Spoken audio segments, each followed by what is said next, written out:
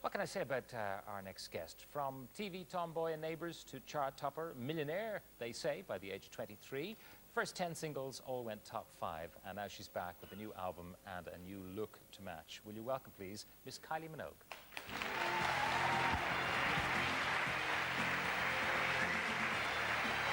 Kylie, thank you so much for being with us.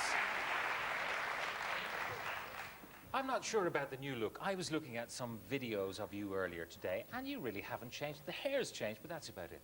You are still the same. I can't see the difference. Do you think I'll pull it off for another 10 years? I reckon you possibly could. How long has it been since you started in showbiz? Since I was 9 years old, yeah. What did you do? I started in a soap opera, or a series, I guess, which I think you might have had here, called The Sullivans and Skyways. I mean, I was like, you know, this high, not that much smaller than I am now. What, you're about, what are you now, 5'1" in your socks? I'm 5'1", you got it right. These magazines keep saying I'm 4'11", which really annoys me. Because the 1 inch on top of the 5 is really important. I can see why. And you weigh, what, 7 stone in weight? God, you've done your research. Yeah, about that.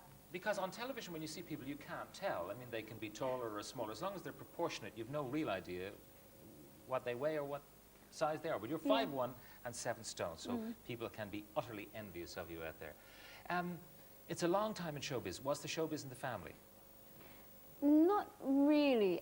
My mother was a ballerina when she was young, so I think my sister and I get that kind of performing side from her. And your dad? My dad's an accountant. No, no showbiz there, I'm afraid. That's why you still have your money.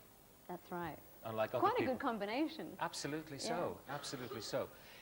Did they resist in any way, as young kids, you going into show business? Because even in Australia, which wouldn't be quite as full of pitfalls as maybe America or even Britain, it's still a kind of a dodgy way to spend your childhood. You know what? They were perfectly balanced. They would, I think whatever we would have chosen to go into as kids, they would have just been supportive. And they've always been, I mean, when I was 15, I thought they were the strictest, most unreasonable parents in the whole world, as you do, but they've always been really fair and just not too pushy. They're certainly not showbiz parents at all, thank God. Just, you know, would help all of us, there's 3 kids in my family, achieve our goals. Yeah. You have described yourself as lucky. Everything you did. I mean, Neighbours, you were supposed to be in it for how long? 2.5 weeks. How long did you end up in Neighbours? 2.5 years. Okay. You made the decision to leave at the right time, it seems. Yeah, although a lot of people were wondering why I was leaving then. But I took about 6 months deciding to go, so, you know. And why did you leave? Anyone who works in a soap knows it's so draining. You're there from the crack of dawn to the end of the day, then you're learning your lines for the next day. It's just, it's unrepentant, so I wanted to have time to do other things. And, you know, I guess instinct is now, the final factor. The music thing, you're an actress in a sense, first of all, from the age of 9 or 10. So actress was your first calling. Where did the music come from? I mean, was it something that was superimposed on you by people who figured, yeah, we can have a hit record with this beautiful young girl? Or was it something you wanted to do yourself? It's funny, I was just speaking to friends before when we had high tea in Dublin. That when I was about 8, I used to just dream that the guy that lived next door would be a record producer and hear me singing into my hairbrush, which of course, strangely enough, happened. Yeah. But I mean, did they come to you and say, listen, we think you could do this? Yes, yeah, it's really a cliche fairy tale pop story. I was acting in Neighbours, and even before that, when I was about 16 and was acting in TV, I made a little bit of money and I used that to take singing lessons. But I never thought that I would be a singer as such. I thought it would help me to get more roles acting. You know, the more things you can do. It's like, can you juggle? Horses. Can you walk a tightrope? Yes, I can do everything. So I thought if I had I went and did a demo tape when I was 16. The whereabouts is unknown now. I'd love to be able to say, we actually have it here, Oh my Kylie, God, I'm so glad you don't. We don't have it here. But we do have a video of you, you know, short little pieces of you over the years, and we'll just show it to you and see what you think. You can roll it there, folks, we'll have it.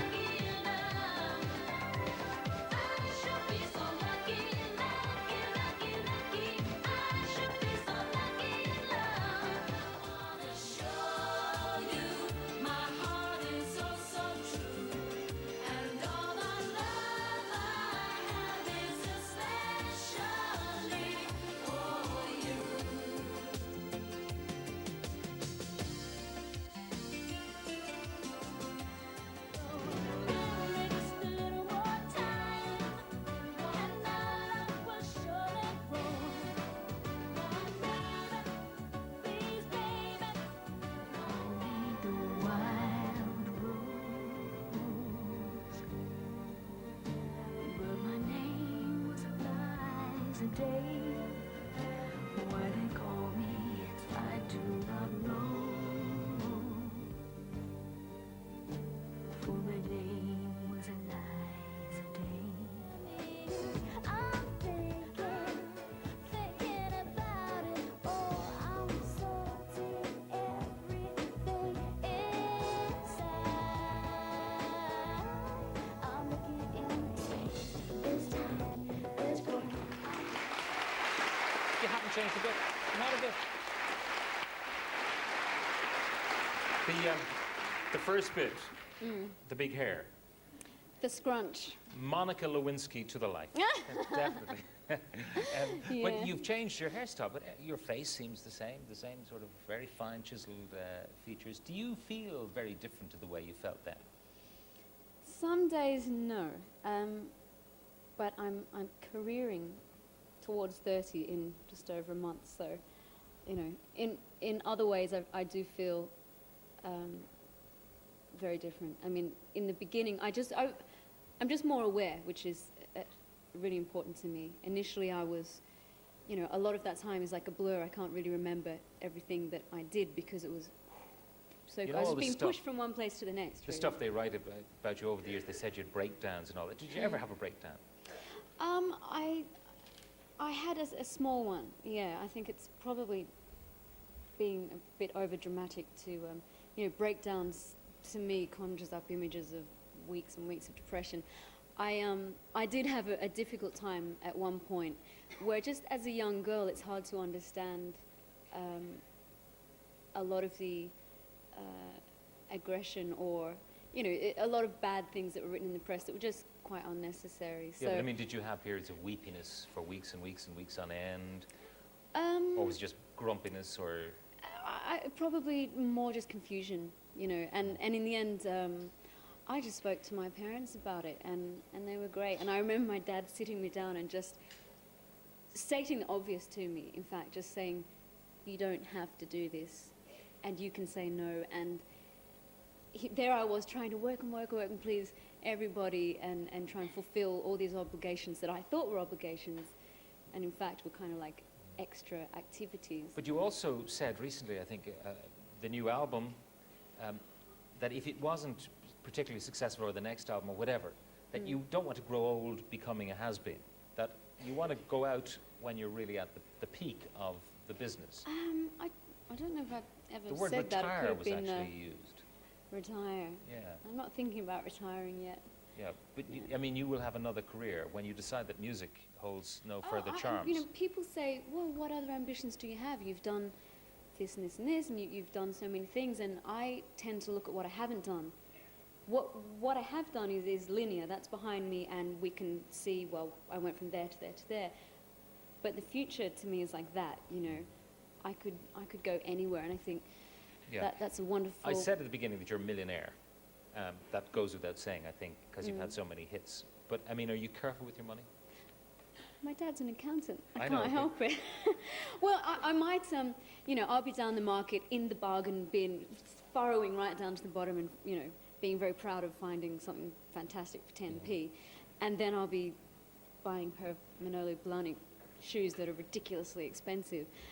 So I'm really thankful that I appreciate the value of money. You know, I've met a lot of people since living in London who are just born with money and don't understand it, but I think it's just, it's part of the way I grew The people up. with whom you've been close over the years, I mean, Jason, of course, Michael Hutchins, both, well, Michael we know about his very tragic demise. Jason seems to be in some difficulty at the moment. I mean, it's a business that takes its toll. I mean, how do you reflect on the casualties that have been in your life, the people you've been close to? I mean, Michael and Jason are two very different things, and I wouldn't like to say much about Michael other than it is a tragedy, and he's missed by a great deal of people. Jason, to be honest, I don't really know what he's up to at the moment, but I do think it's slightly unfair that you see one picture and perhaps from that roll of film that a photographer took, maybe he looked great in some frames, but of course they'll choose the frame where he's looking Because I think I saw a picture of you dreadful. shopping one day when you probably didn't expect to be snapped. And I mean, And suddenly I was anorexic. I Yeah. mean, it's so frustrating that these lies are told Yeah. because There is of the a other thing, of course, photograph. that he was, Jason was, you know, a teen idol when he was still sort of a teenager. Yeah, And teenagers become men, but in people's imaginations they are frozen yeah. in the soap. Now, you actually, as I keep on saying, haven't changed very much. You're still very recognizable from the character you were, but Yeah. Jason has become a man, losing a little bit of his hair, and he has had some difficulty. So he's changed, he's grown. And people compare that to the shot taken of him 10 years ago, and there's no way that the two of them Yeah, can well, I be- think, you know, we could choose a lot of people from the audience and compare a picture of you from 10 years ago to now, and we all look different. I mean, it's just the way of the world that in the eyes of the media or in the eyes of the public, it is a snapshot of you at the peak of your fame or at a certain moment. Yeah. And now, of everybody course, changes. they take pictures of video. So they shoot a video of you, and you happen to maybe just touch your cheek at one, just for a moment or two, Yeah. and they take that frame, and it looks like you're giving a finger to a cameraman. Yeah, they're That's- very, very cunning. Yeah. Family. Have you anyone in your life at the moment? No. No? Why not?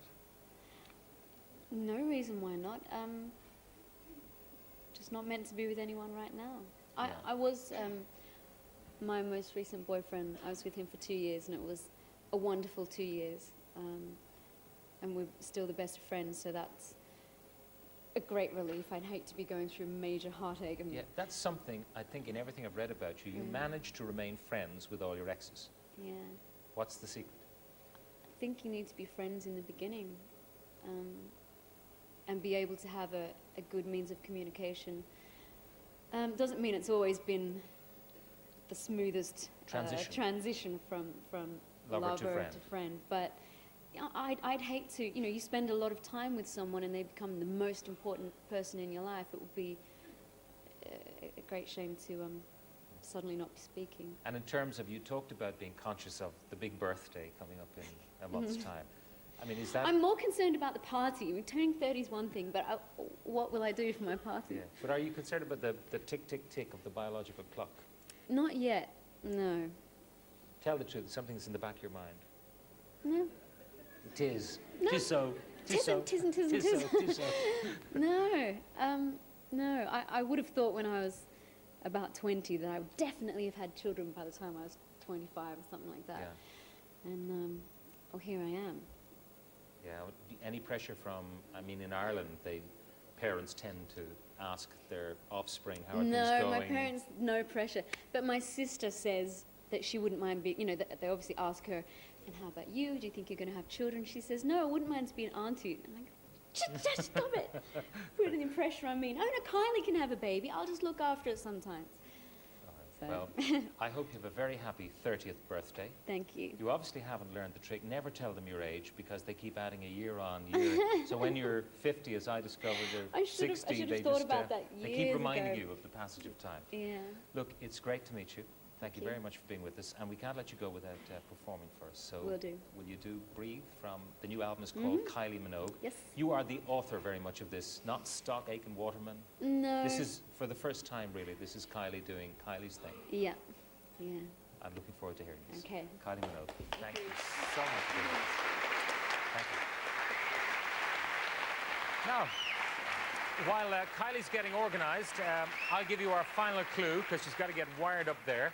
Our final clue in the competition, dropping in on you. All right, time to hear Miss Kylie Minogue. This is called Breathe.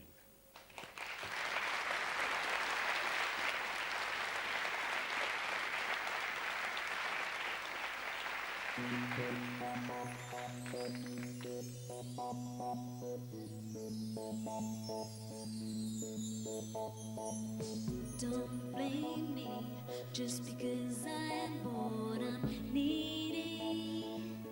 I need to taste it all. Don't down me just because I am quiet. I'm thinking about it all. I'm helpless about the way of me, and I'm thinking about it all. I'm salty, everything inside.